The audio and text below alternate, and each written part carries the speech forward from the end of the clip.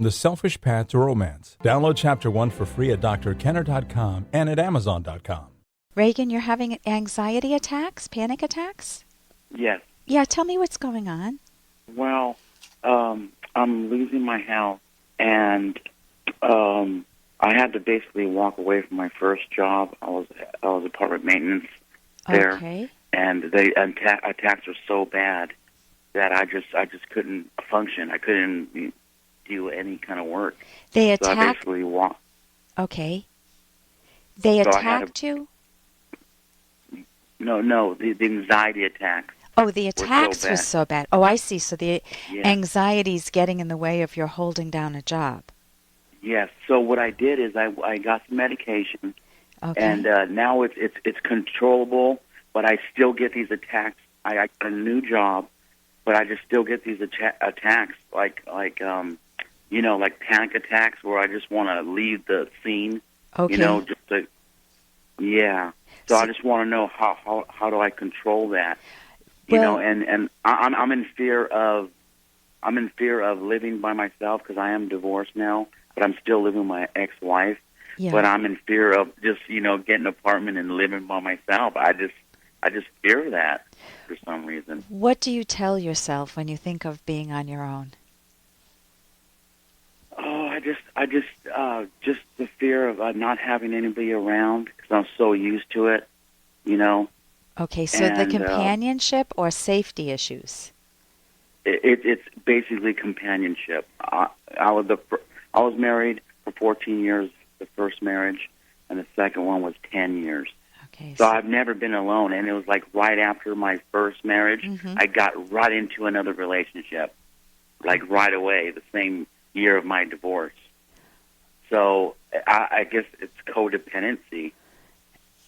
So you're setting several goals for yourself. One of them is what you're identifying is that you love companionship, you love the company.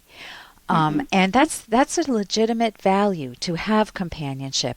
It's also a legitimate value to know that you're capable of living on your own.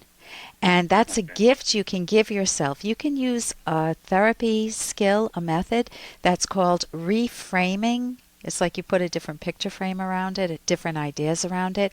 And if I thought of, let's say my husband was going away, or I don't want to say me, but let's say I was a person going through a divorce, I could either catastrophize and say, oh, I'll be alone forever, I'm too old, I'll never find anybody else, this was my last chance and I blew it, what's the use, why bother, and I don't know if I can make it on my own, I've never done it, I don't even know how to do the mundane things like cooking and shopping, and what am I filling my mind with? Hey, I got to interrupt this because we've got to pay some bills. 30 seconds, that's it. A very quick ad, and then Ellen will be back. Romance. I wish I knew more about what girls want from a relationship.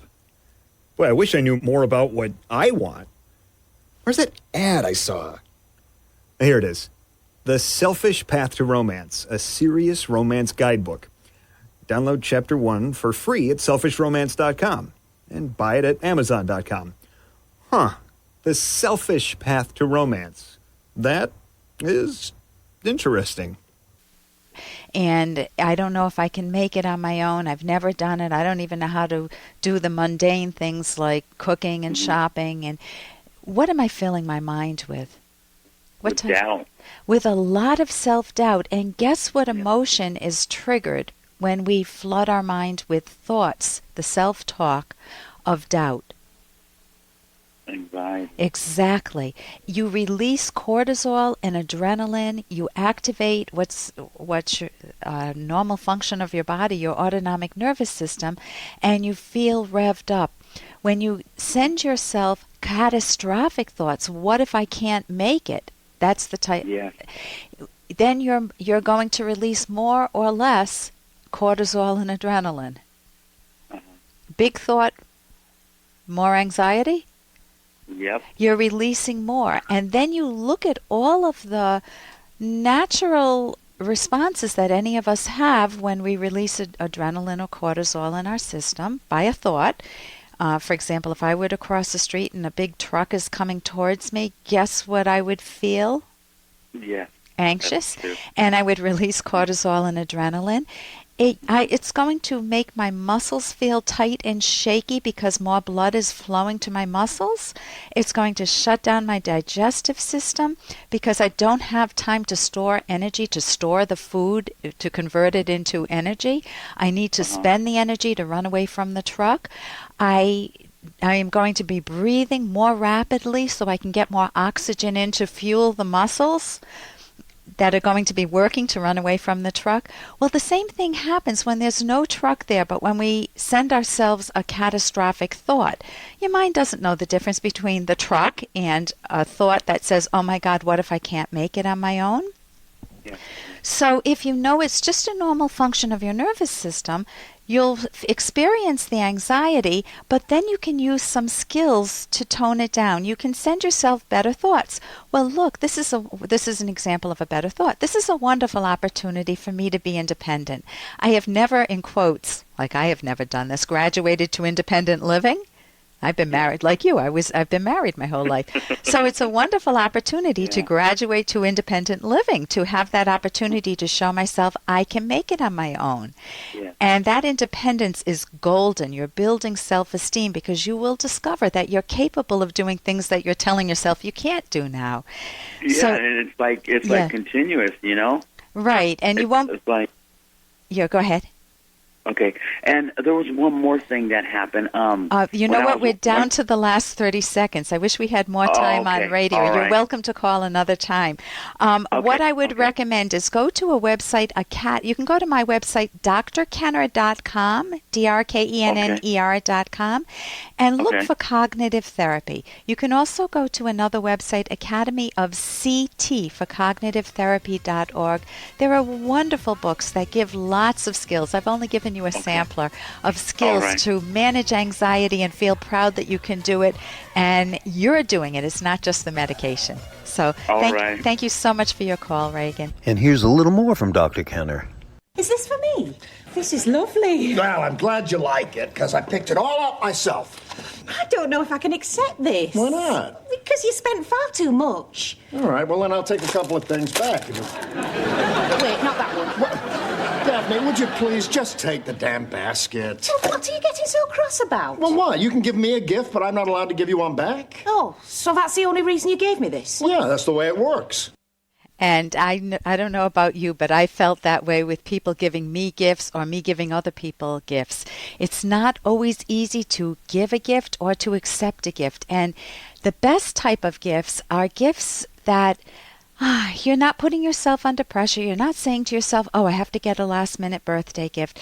But you just happen to be thinking about the person and you see an item that you think that they would enjoy, and it's not so expensive that it's going to make them feel uncomfortable or embarrassed getting it, but that you just think it will put a smile on their face. Like the other day I was telling my sister that I love these new thick tights that have come out.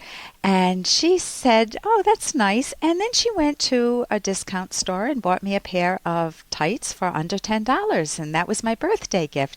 And it was just a fun, easy gift to accept, as opposed to getting a gift and you feel guilty because the person gave you too much, or thinking they have ulterior motives. They just got you a gift because they didn't want to feel indebted to you. You had given them something.